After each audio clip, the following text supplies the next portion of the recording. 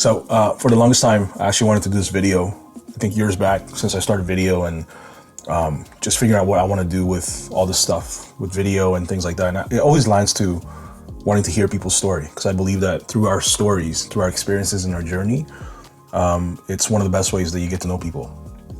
And today is June 27th, and it's almost at the end of the month. So I just thought from the beginning of this month, June 1st, I was like, okay, you know what a perfect time to talk about men's mental health, but also Filipino Heritage Month, and talk about how culturally I was raised as an Indonesian and as a Filipino, and kind of merge the two to finally be able to kind of tell my story, or in many Christian contexts, my testimony. And so I thought I'd just do it in a vlog today of all days, in the middle of a week. It's Thursday today as I'm working, and kind of tell the story in that way from, now until today. We got work. I got a haircut later on. We got the usual dinner stuff, and all the different errands and all the different life that I need to do today. So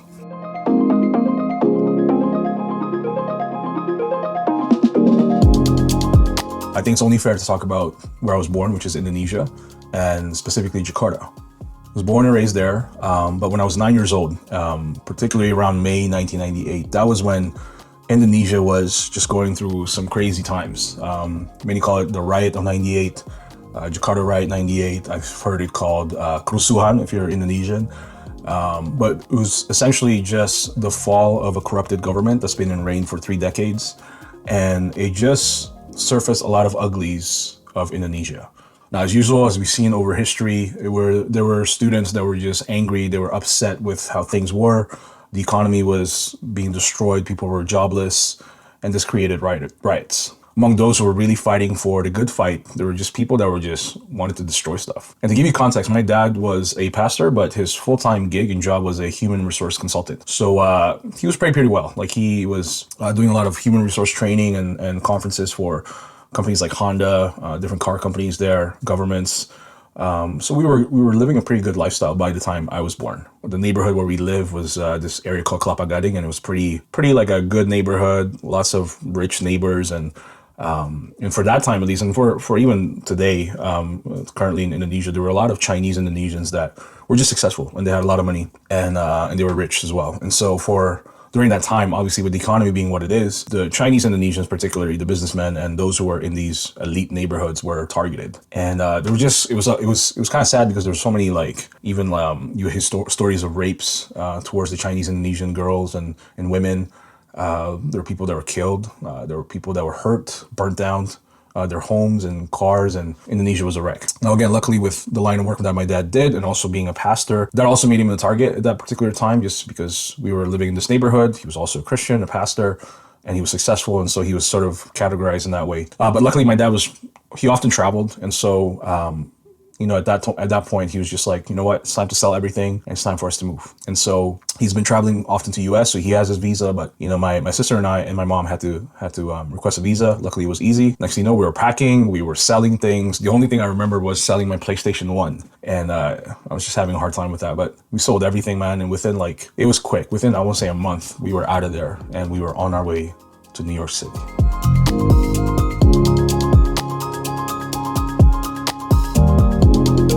So yeah, next thing you know, we were on an airplane going to New York City, and we landed in New York, got picked up, and we went to Queens.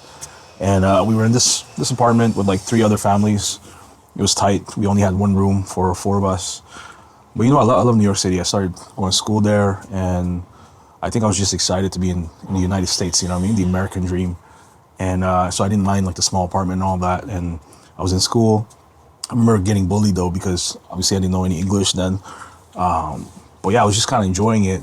But at a certain point, it got too expensive. New York being New York. I think my dad couldn't find any work. My parents couldn't find any work, so we had to leave. And yeah, it was like back to back within a year. We were moving so much. So it was New York City, Queens. Then we moved to Pennsylvania and Johnstown with my auntie. Imagine just the most suburban area, quiet. And long story short, it was my first experience with racism. They basically didn't want me to join their school. We had called and they're like, yeah, we have space. Next thing you know, we got there, went to school. They're like, there's no more space. So obviously we couldn't stay there too long. So we had to leave Johnstown, Pennsylvania, and then we made our way to Texas.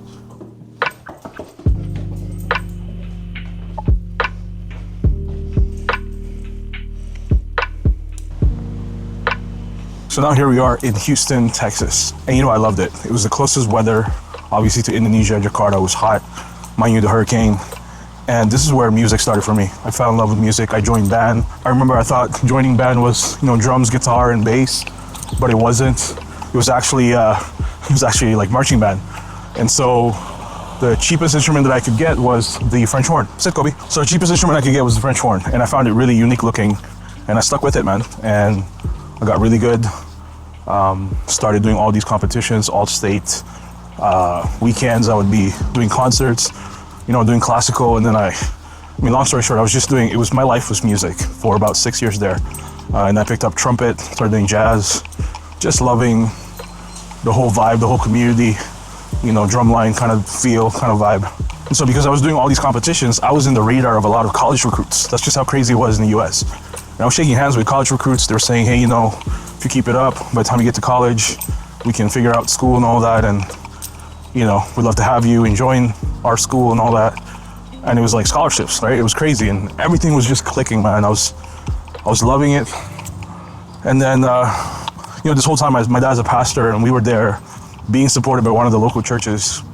And we relied on that, on the money for the lawyers and for the immigration stuff. But after 6 years, it got ridiculous. It was expensive, and it was complicated, and my dad couldn't do it anymore. The church couldn't support us anymore with our lawyer fees and things like that. And so I remember one time he sat us down, I think it was like during dinner, and he just said, hey, we gotta move again. So my dad said, we gotta move again, and this time we're going to Montreal, Quebec, Canada.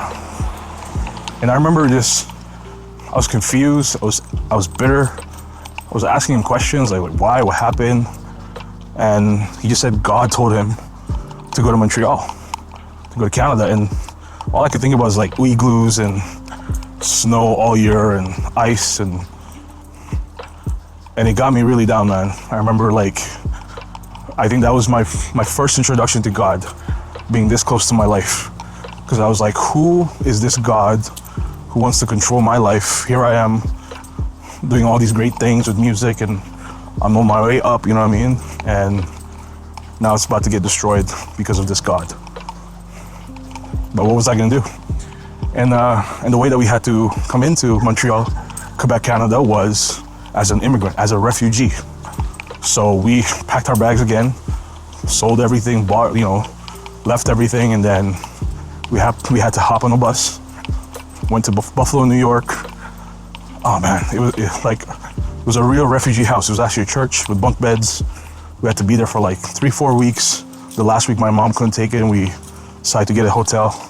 Went through the whole process. Then we crossed the border, a couple hours there, did a whole interview, make sure we're not, you know, bad people and all that. And then we got on another bus, and this was to take us downtown, to downtown Montreal, near the Atwater station. And it was a YMCA, it was in the middle of the night, a YMCA, where the refugees in Canada would wait until their papers get approved, and they were gonna get, you know, money for apartment and all that. And I have never felt so ashamed being a Filipino-Indonesian who needed money from the government, who was surrounded by all these different immigrants.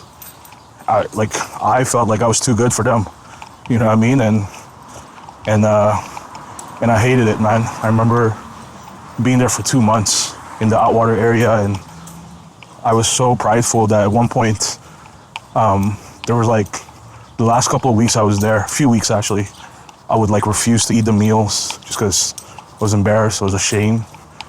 And I would skip meals, and I would just be in the basketball court from like 9 a.m. till 8 p.m. And then even then I would go up to our bunk beds and ask my mom for like $2 to get McDonald's just across the street because I didn't want to eat their food. I felt so ashamed. And I think that was the beginning of like where I really like didn't like the fact that I was a Filipino, I was a darker Asian. You know, I thought people were giving me looks because I was a refugee and an immigrant, and I was just not proud of who I was, you know, culturally. All right, so we've been editing all day. I got a haircut in about 20 minutes. And so we're gonna head out and continue the story.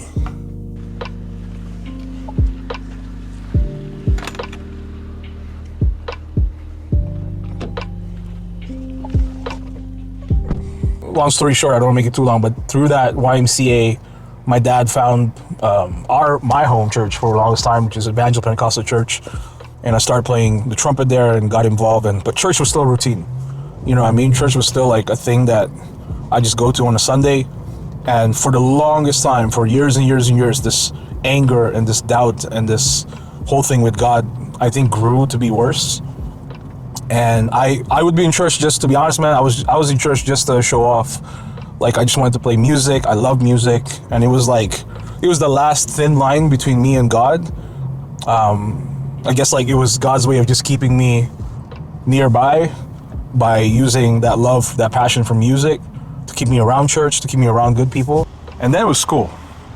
School was a whole different thing, man. And it just felt like this tension between me and God and everything, and this move just grew worse. The music program that they had in high school was piano. That's step number one. And then I was in this K.OmodoKreate class where it was like 3 out of your 4 classes per day is all French, learning French. Then you may get one math course in French or one gym course in French. And it just got worse and worse, man. It was just like, that's all, that was the routine. And I hated it. I felt lonely, felt like I didn't have any friends.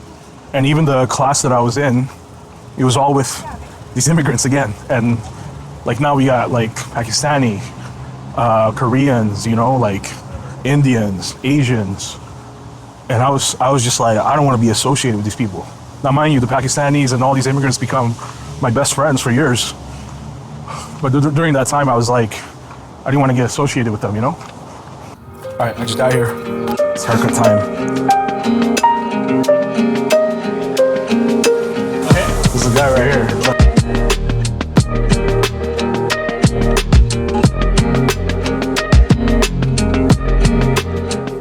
Like $1 million, man. So to kind of get into the main kind of moment for me, it was when I met this guy, and he was like one of the more popular kids. He was also a gangster, you know, he's very cool. Everybody knew him, everybody looked up to him, whatever. And I remember, this is how silly it was. This is just high school for you, right? I remember once I was just in between class and I was outside, and you know, all the kids were smoking outside or just chilling in between classes, lunchtime, whatever. I think it was during lunch, actually. I remember he came up to me and he spoke English because I guess he knew I was from the States or whatever. He came up to me, he's like, yo, do you have a cigarette?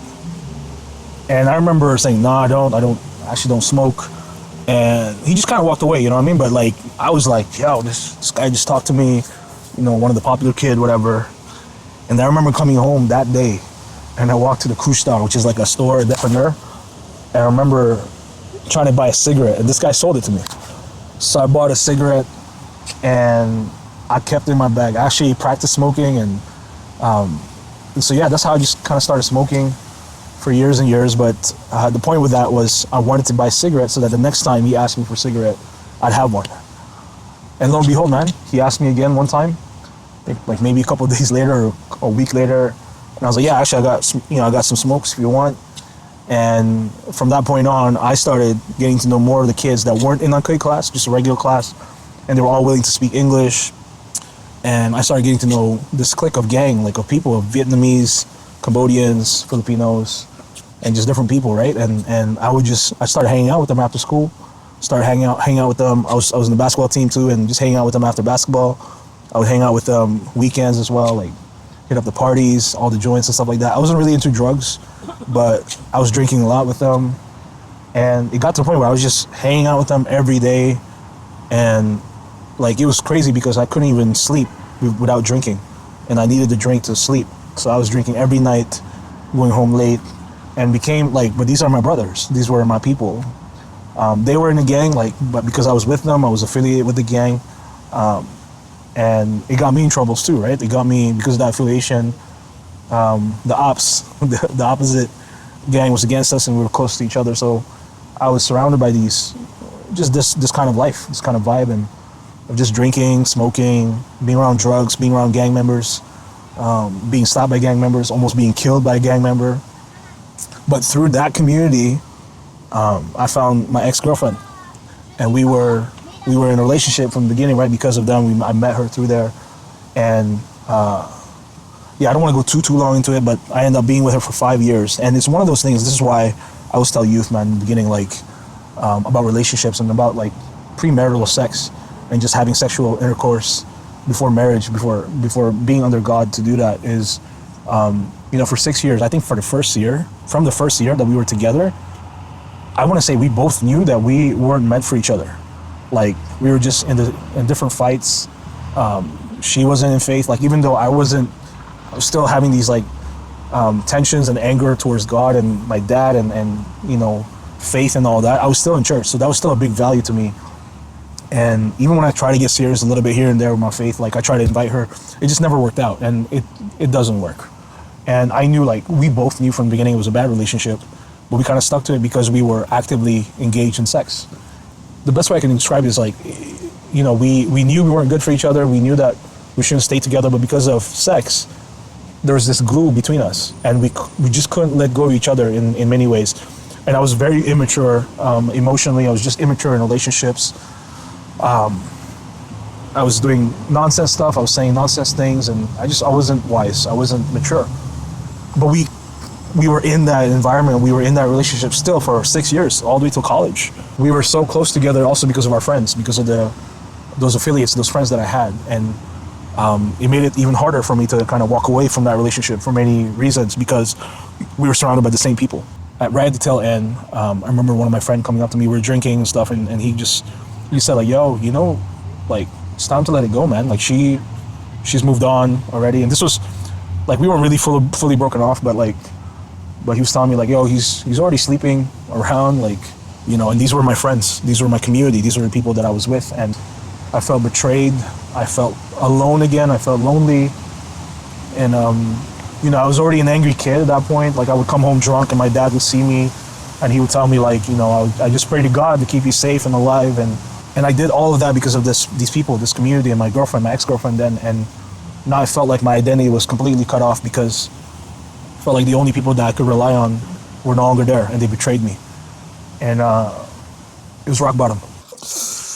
All right, it's been a long day. Let's try to wrap this up.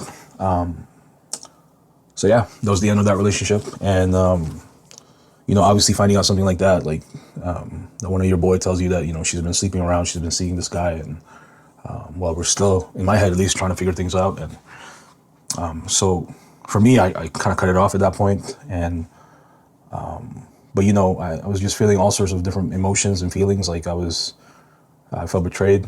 I felt lonely. And I had to cut a lot of people out of my life because I felt like no one was telling me while this was happening, and apparently everybody knew. And so I spiraled into just this train of thought, I guess, like deep thoughts of just negativity and feeling unworthy and feeling sad at the same time. And I think I was in the deepest depression I ever felt. It hit me really hard, and I just kept thinking about it over and over again. And at this point, I just felt lonely. Obviously, I was processing by myself. Felt like I couldn't trust anybody. I couldn't lean on anybody, and so I would just drink every night by myself, try to get drunk, sleep, and then go to work. At one point, I couldn't stop thinking about it, and I only realized this years after that. When my dad introduced this God figure in my life in Houston, Texas, when I felt like I was accumulating all these successes and things that I was doing with music, and then we had to leave to Montreal, and being angry and frustrated with God and with my dad, I realized I never resolved that. And in the midst of just this dark, like rock bottom, this God figure resurfaced again, and I felt like all of my anger was going towards him. Because it felt like the same thing, like, and the big question that I had to God was, why would a good God, all this time I hear from churches, from my dad, from different pastors, my surroundings, of a good God, but why would he allow these things to happen to me in my life? And that was my big question. That was my frustration with God. And so at a certain point, during those weeks, I just decided to want to meet God. And I just kept saying like over and over again when I'm driving or if I'm alone in my room, like why? I want to know. I want to have a conversation with you. I want to like meet with me man to man. You know, talk to me. Like just say something. You know, I wanted to comprehend. I wanted to understand, and I was just angry. So at one point, I had this idea that somehow when you die, there's just a slight moment that you get to meet God. And I thought that would be the great opportunity for me to just talk to him and ask him my big question. So one night I decided to just grab some whiskey as usual, and I picked up some sleeping pills. And I wanted to end my life that night so that in the hopes that I get to meet God before I go wherever I go and ask him this question. And so I got home, I started drinking this big bottle of whiskey. And halfway through it, like I just couldn't get drunk. Like I was crying at the same time. I was angry, I was upset. And I kept saying like, you know, I want to meet with you, talk to me. Why would you do this? And so at that point I was like, you know what? I'm just gonna grab the sleeping pills and I went to just chug that and then chug the whiskey and call it a night, you know? So right before I chugged the pills that I had, like all of a sudden, all I could feel was just a hand, like a hand on my shoulder. And so a hand on my shoulder and it just felt warm. You know, you ever had like somebody trying to comfort you, you know, and just kind of put their hands on your shoulder, but it felt like it was from the back and it was warm. And I felt release, felt peace, felt like a weight just left me. And I was still crying, but at the same time, all I could hear in my head was a voice that kept saying, I'm not done with you, keep going. Like, not tonight, not done with you, keep going. I was like, I'm not done with you, not tonight, keep going. I'm not done with you, not tonight, keep going. And I realized later on that God did answer my prayer. You know, even though I was angry, I was asking all these questions up in the air, but I was actually just praying the realest prayer I ever prayed. And I just wanted to understand. I wanted to know that he exists, that he did care, and that he can answer my question. And that night he talked to me. That night he answered me. And that becomes such a pivotal point in my life where, it's lame. I got a tattoo. So this is the first tattoo I want to talk about. It's literally just that hand that I felt just like that. And it was the only scripture that I knew.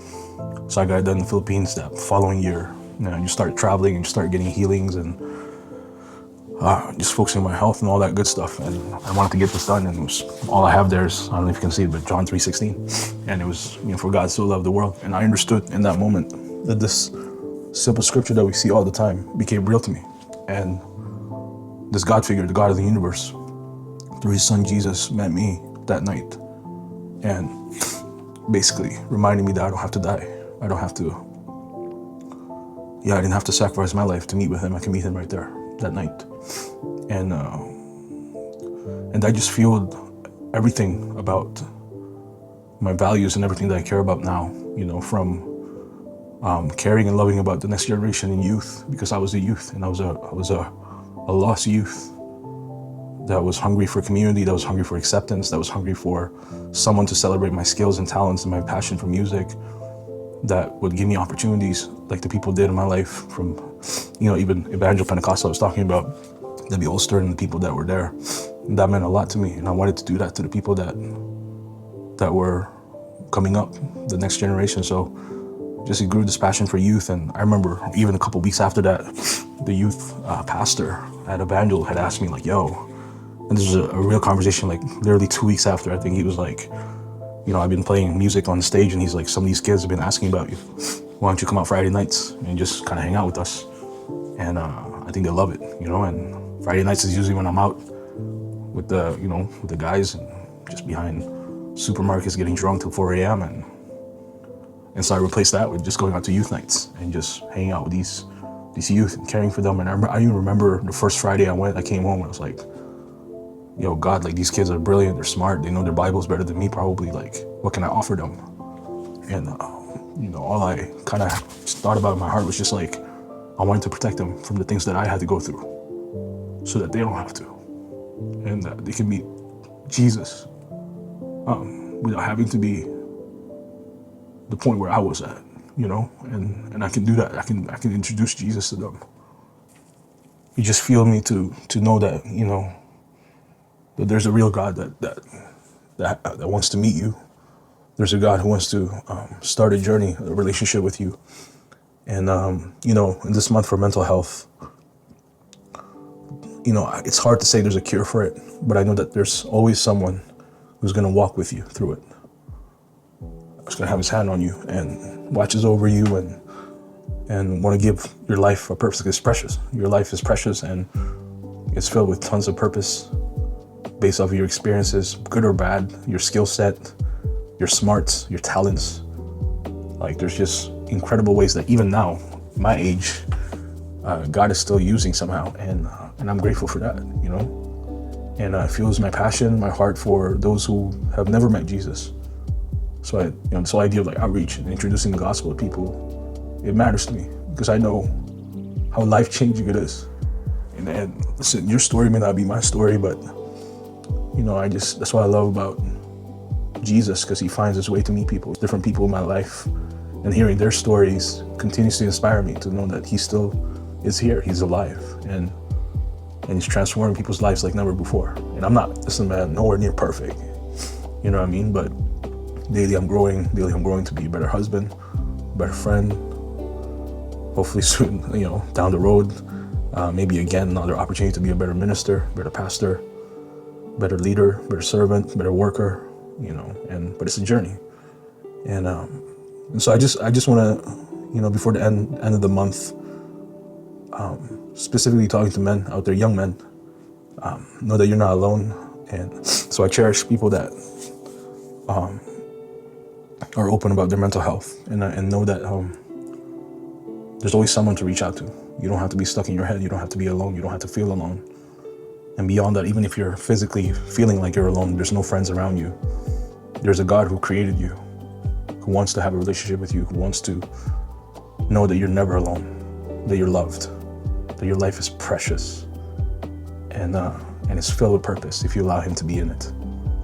And it even helped me with the other tattoo is just to be proud of my past, man, to be proud of my identity. This tattoo speaks about faith. This part right here just talks about faith. The mountain is just a reminder that it's a journey, it's a journey of life. These are Filipino tribal tattoos, by the way. And this reminds me of, it's a journey. I'll never arrive. I'll keep going until I see Jesus again in heaven. And that faith is fundamental in my life. And this prayer, that stands for prayer in tribal, Filipino tribal tattoos. And this is actually an Indonesian design, and it means just honesty and being able to be honest about yourself, honest to others. Talks about integrity, but it reminds me of just being true to myself, being proud of being an Indonesian Filipino who left when he was 9 and who was a citizen of the US for a minute. And now I'm a Canadian, married an Indonesian. Like this reminds me that I need to be proud of my DNA, my culture, my people, and of my past.